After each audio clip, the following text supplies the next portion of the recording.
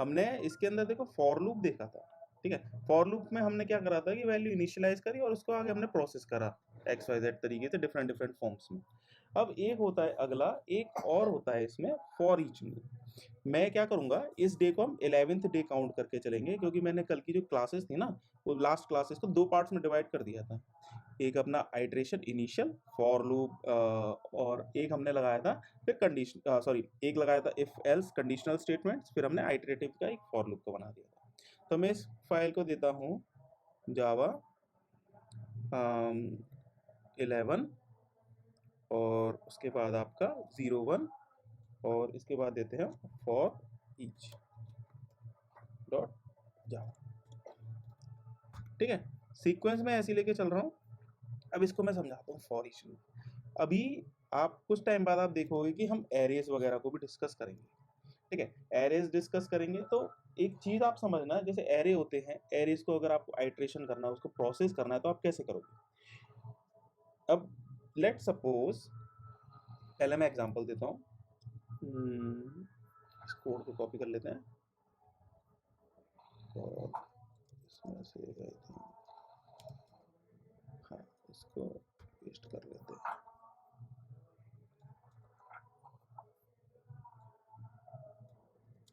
एक सेकंड ना, बैकग्राउंड में आवाज आ रही है क्या? नहीं सर, स्लो है, मतलब थोड़ी बहुत आ रही है।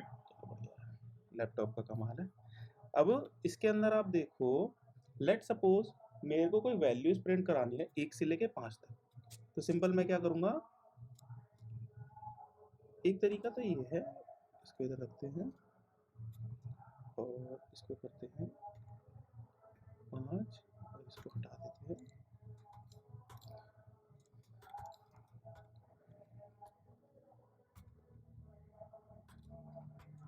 Right a program to print value from 1 to 5, ठीक है। अब इस कोड को देखते हैं पहले एक बार। हमने क्या करा, सिंपल एक फॉर लूप लिया जिसमें वैल्यू इनिशियलाइज करी 1 से और हम लूप प्रोसेस करा लेस देन इक्वल्स टू 5। तो आउटपुट क्या आएगा हमारा, इसमें वैल्यूज आएंगी 1 2 3 4 5, है ना, सिंपल है। Yes sir. चलो 11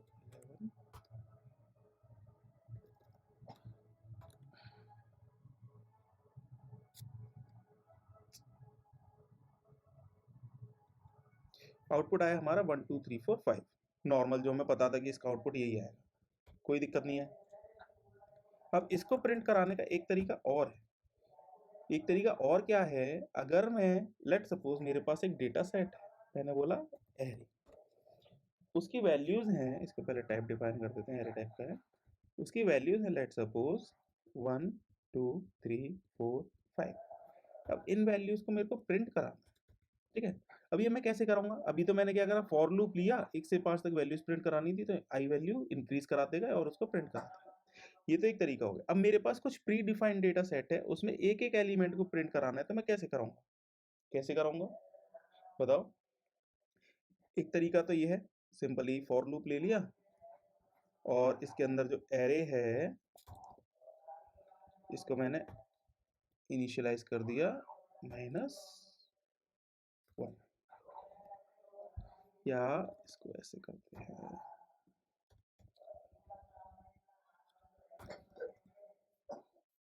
इसको चला के देखते हैं, फिर समझाता हूँ, चलना चाहिए, ठीक है। आउटपुट क्या है 1 2 3 4 5।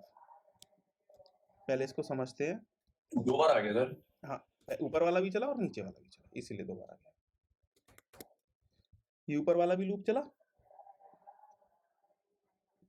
देखो ये एक तरीका है 1 से 5 तक वैल्यूज प्रिंट कराने का, सिंपल फॉर लूप लिया और मैंने उसके अंदर वैल्यूज को 1 से 5 तक प्रिंट करा दिया, तो एक बार तो इसका आ रहा है।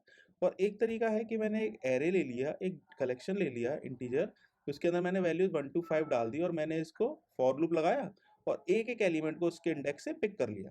वी नो कि एरे जो होता है उसका इंडेक्स जो होता है 0 से स्टार्ट होता है, ये तो क्लियर है ना। Yes sir.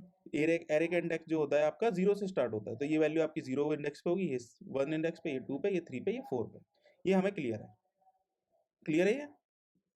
अभी एरे यस आएगा सर। तब और देखेंगे, लेकिन थोड़ा सा आइडिया हम ले लेते हैं कि एरे है, एरे का इंडेक्स 0 से स्टार्ट होता है, तो हमने क्या करा कि हर उस एरे के एलिमेंट को इंडेक्स से हमने पिक करके उसको प्रिंट करा दिया, क्लियर है। अब एक तरीका और होता है इस चीज़ को प्रोसेस करने का। एक तरीका और क्या होता है, हम फॉर ईच लूप यूज़ कर सकते हैं जावा का। जावा का फॉर ईच लूप यूज़ कर सकते हैं, और कैसे यूज़ करते हैं उसको वो देखते हैं पहले। For let suppose int x array. एक बार चेक करता हूँ क्या दिक्कत आ रही है। ठीक है, और इधर मैंने कर दिया एक्स। ठीक है, इस कोड को कमेंट करता हूँ एक बार, और एक बार इस कोड को कमेंट करता हूँ, और इसको इनेबल करता हूँ।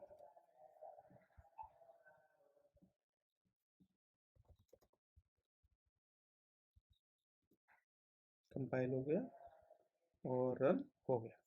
अब देखो, 1 से 5 तक वैल्यूज अगर मेरे पास प्री डिफाइंड कलेक्शन में है तो मैंने क्या करा था, पहले एरे के इंडेक्स के थ्रू चलाया था।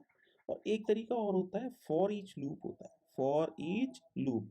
ये भी फॉर लूप से ही डिफाइंड होता है, लेकिन इसमें क्या करते हैं हम, ये जो कलेक्शन है, ये जो हमारा एरे है, इस एरे के एक एक एलिमेंट को इंडेक्स से ना उठाकर डायरेक्टली हम इस वैल्यू के अंदर असाइन कर देते हैं। जो हमने ये वाली जो की ली है एक्स, इसको कुछ भी दे सकते हैं, X Y Z, let suppose की नाम दे दिया, कुछ भी इसको हम नाम दे सकते हैं। तो जब कभी भी ये लूप प्रोसेस होगा, तो हर बार जो फर्स्ट एलिमेंट है पहले इसके अंदर आएगा, फिर सेकंड आएगा, फिर थर्ड आएगा, फिर फोर्थ आएगा, फिर फिफ्थ आएगा। ऐसे सीक्वेंस में ही इंडेक्स की वैल्यूज को पिक करता जाता है, और उनको आपको जो प्रोसेस करना है आप उसके ऊपर कुछ प्रोसेस करके एक्शन ले सकते हैं। दोबारा चला के दिखाता हूँ। ये आपका 1 2 3 4 5 इसका आउटपुट आ गया। कुछ कुछ समझ में आया? सर आ रहा है, थोड़ा बहुत आ रहा है, धीरे धीरे। थोड़ा ही आएगा अभी। अभी आप इसका एक बार सिंटेक्स लिख लेते हैं थोड़ा सा, फिर इसकी थोड़ी सी डेफिनेशन लिखवाता हूँ, है ना।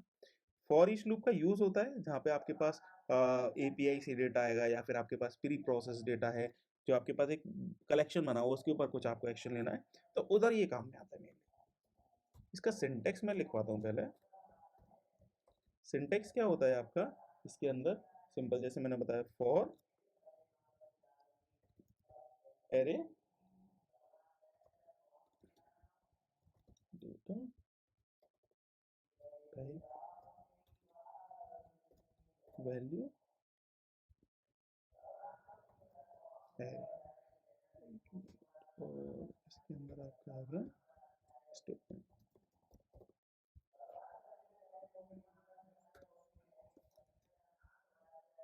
ठीक है, इसका सिंटेक्स क्या होता है आप लिखोगे तो, फॉर लूप, फॉर के अंदर क्या होगा आपका, इधर वैल्यू रहेगी और इधर आपका पूरा एरे रहेगा, बीच में आपका कॉलन आता है, आपका ये सिंटेक्स रहता है। हेडिंग डाल लो इसमें, for each loop, Java for each loop, heading डाल ली for each loop. Yes sir. ठीक है, उसमें ये सिंटेक्स लिख लो एक बार। लिख लिया? यस सर, लिख लिया। ठीक है, और ये इसका एक एग्जांपल लिख लो, ये 3 लाइन इसकी एग्जांपल लिख लो। Yes sir. अच्छा, ग्रेट। इसको चला के देखना, इसमें इतना ही है टॉपिक। बाकी इसके अंदर आप वैल्यूज चेंज कर सकते हो, इसके अंदर कुछ भी, और उसको आप चला के दे सकते हो। स्ट्रिंग में भी काम करता है, स्ट्रिंग को भी यूज़ कर सकते हो, लेकिन स्ट्रिंग हम बाद में देखेंगे। दोस्तों, अगर आपको ये वीडियो अच्छा लगा हो तो please like share and subscribe.